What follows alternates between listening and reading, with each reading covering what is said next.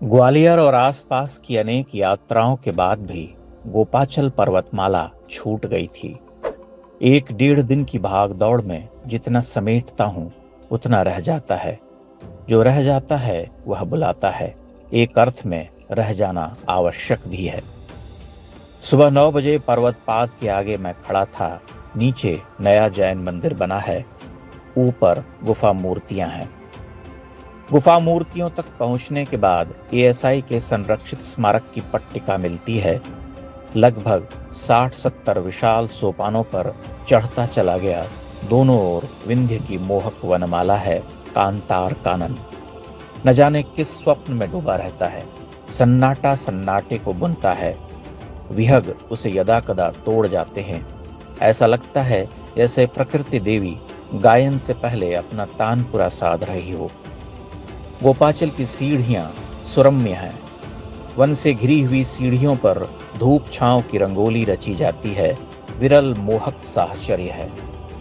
लोग धीरे धीरे चढ़ते उतरते नजर आते हैं।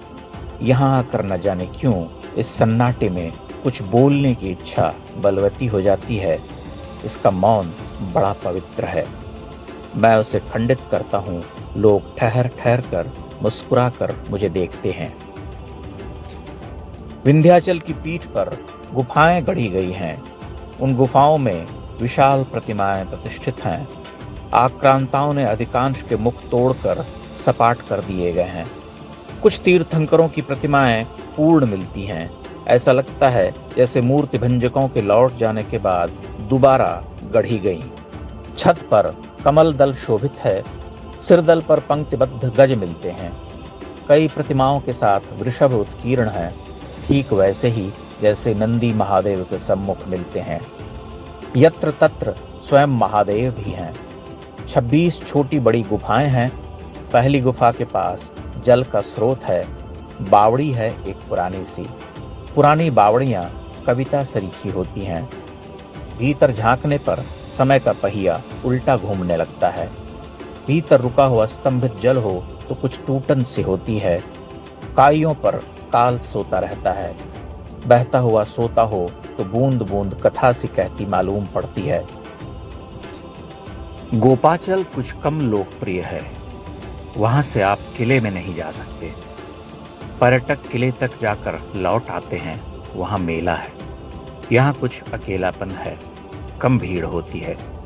विशेष आयोजनों पर लोग आते होंगे। आम दिनों में सूना रहता है, लेकिन कोई भय नहीं, निरापद है। चुपचाप चढ़ते चले जाओ। ऊपर ठहर कर सांस लेने के लिए बहुत समय है। गुफाएं असाधारण हैं। उनमें उत्कीर्ण मूर्तियां अप्रतिम, शतियों की तपश्चर्या से गढ़ी गई हैं। कितने कलावंत वर्षों तक साधना करते रहे होंगे। अंगद पाद, अनिमेष नयन। पीढ़ियां खप गई होंगी, तब जाकर यह सिद्ध हुआ होगा, और फिर लुटेरों ने इसे तोड़ डाला। 26 गुफाएं एक आर्क में दीख पड़ती हैं। जिस छोर से देखना शुरू करो वही थाम लेता है। मूर्तियों के ऊपर मंडप मंदिर बने हुए हैं।